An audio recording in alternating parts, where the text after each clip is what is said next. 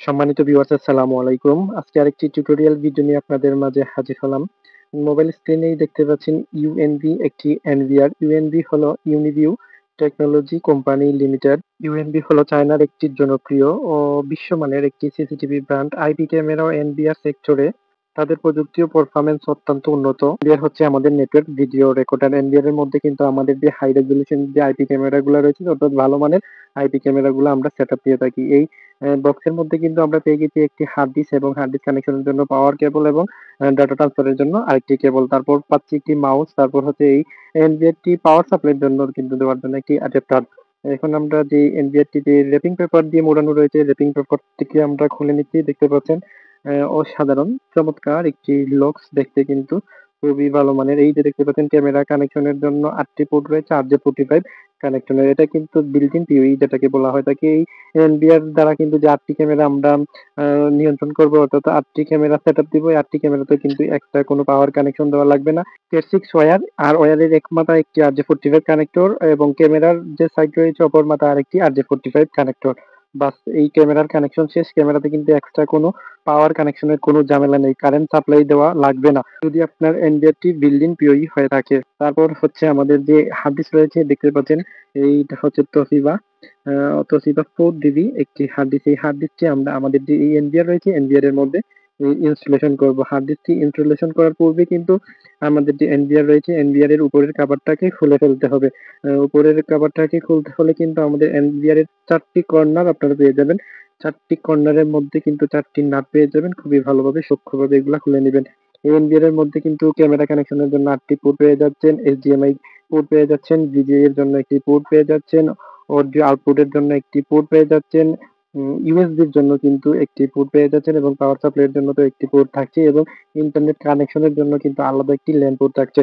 দেখতে পাচ্ছেন আমরা বক্সটিকে উপরের কভারটিকে খুলে নিলাম। দেখতে পাচ্ছেন ভিতরের অংশ। এখন কিন্তু এইখানটায় আমাদের যে হার্ড ডিস্ক রয়েছে, তো সিবা 4 জিবি হার্ড ডিস্কটা এখানে ইনস্টলেশন করব। ইনস্টলেশনের পূর্বে দেখতে পাচ্ছেন 2টি কেবল আমরা প্যাকেটের মধ্যে পেয়েছি। একটি হচ্ছে ডাটা ট্রান্সফারের কেবল, আরেকটি হচ্ছে আমাদের হার্ড ডিস্কে পাওয়ার সাপ্লাই দেওয়ার জন্য পাওয়ার কেবল, পাওয়ার কানেকশনের কেবল।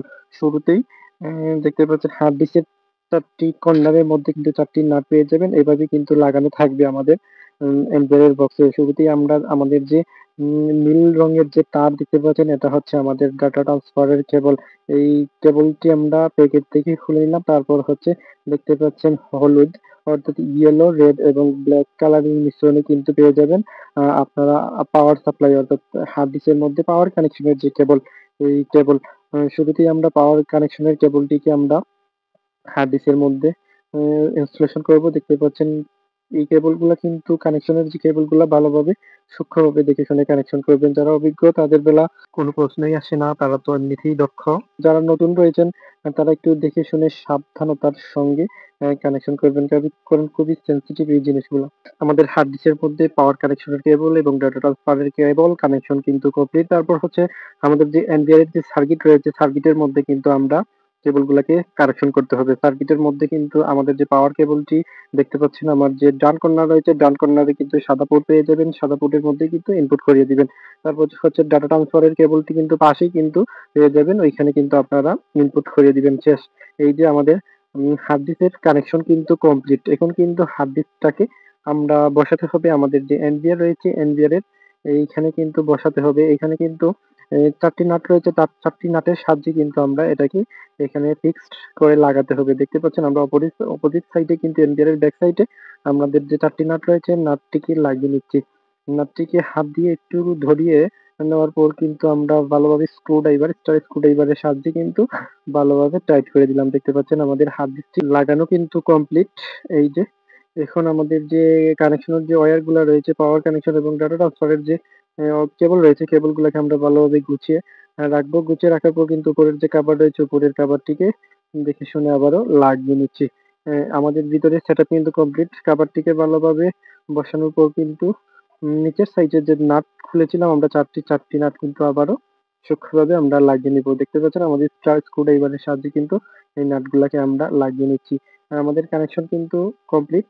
ভিডিওর লেন্থ কিন্তু অনেকটাই লং হয়ে যাচ্ছে। ফুল ক্যামেরা সেটআপের ভিডিও কিন্তু আমি স্টেপ বাই স্টেপ আপনাদেরকে দিয়ে দিব পার্ট টু পার্ট। যদি ভিডিওটি ভালো লাগে লাইক দিয়ে কমেন্ট করে যাবেন। ধন্যবাদ।